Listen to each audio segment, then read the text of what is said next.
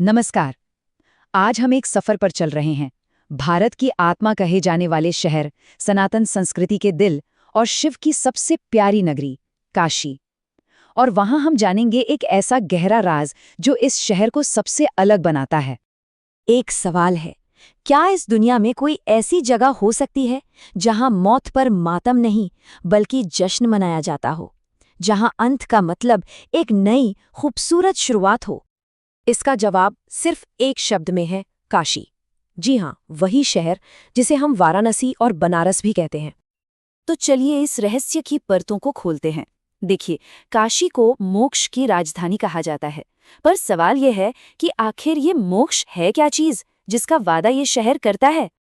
देखिए, सनातन धर्म में मोक्ष का मतलब है जन्म और मृत्यु के इस कभी न खत्म होने वाले चक्कर से हमेशा हमेशा के लिए आजाद हो जाना।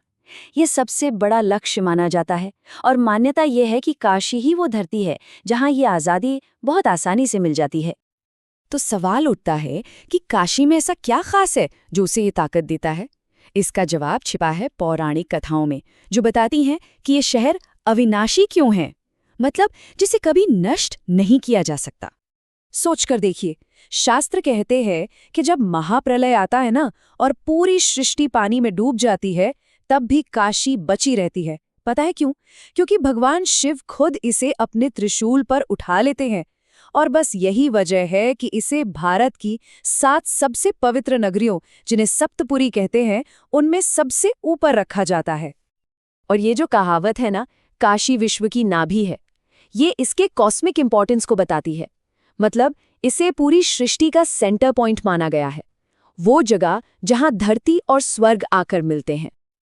अब काशी के दिल में कौन बसता है? इसके राजा भगवान शिव। लेकिन यहाँ उनका रूप, उनका अंदाज बहुत ही खास है। यहाँ उन्हें विश्वनाथ कहा जाता है। विश्व मतलब पूरा यूनिवर्स, और नाथ मतलब स्वामी। तो विश्वनाथ हुए पूरे ब्रह्मांड के स्वामी। ये सिर्फ एक नाम नहीं है, ये उनके असली स्वरूप का ऐलान है। और ये बात बहुत दिलचस्प है। देखिए, हम सब शिव को कैसे जानते हैं? एक वैरागी, एक तपस्वी जो हिमालय में ध्यान में लीन है ना? लेकिन काशी में शिव बिल्कुल अलग है। यहाँ वो एक राजा हैं, जीवन और मृत्यु के मालिक, इस शहर के प्रोटेक्टर और मोक्ष देने वाले। चलिए, अब उस सबसे बड़े रहस्य की तरफ चलते हैं जो काशी को सच में सबसे अलग बनाता है। वो क्या है जिसके जरिए यहाँ मुक्ति मिलती है?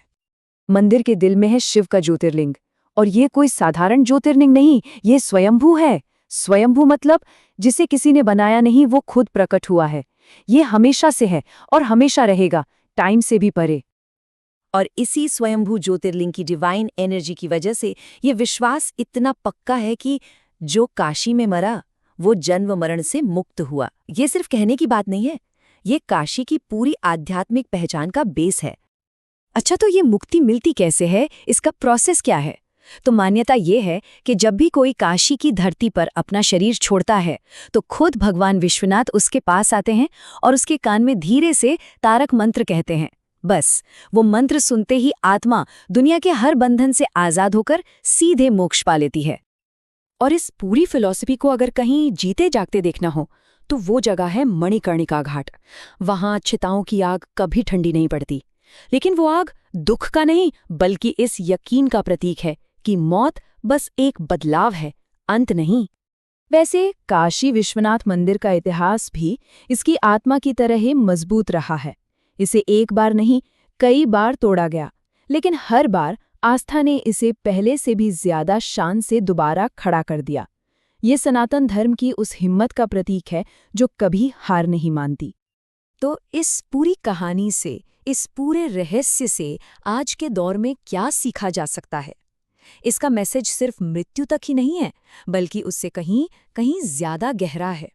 काशी की सबसे बड़ी सीख शायद इसी एक लाइन में है कि जो इंसान मौत की सच्चाई को अपना लेता है ना, असल में वही जिंदगी को उसकी पूरी गहराई और उसकी सारी खूबसूरती के साथ जी पाता है। तो असली मोक्ष सिर्फ मरने के बाद नहीं मिलता। असली मोक्ष है मौत के डर से मोक्ष। यही काशी का निचोड़ है। ये हमें सिखाती है कि बिना डरे जिंदगी को, अस्तित्व को गले लगाओ। तो आखिर में बस एक सवाल छोड़ जाते हैं, क्या काशी सिर्फ एक शहर है, जमीन का एक टुकड़ा, या फिर ये मन की एक अवस्था है, चेतना का एक स्तर है जिसे कहीं भी किसी भी पल में पाया जा सकता है? सोचिएगा जरूर। हर हर महादेव।